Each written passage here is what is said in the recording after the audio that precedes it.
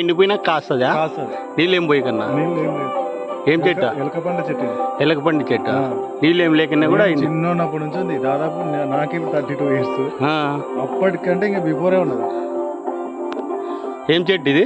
ఎలకపండ చెట్టు. ఎలకపండి చెట్టు అంటే ఎప్పుడు ఎండిపోదా? ఎప్పుడు ఎండిపోదు.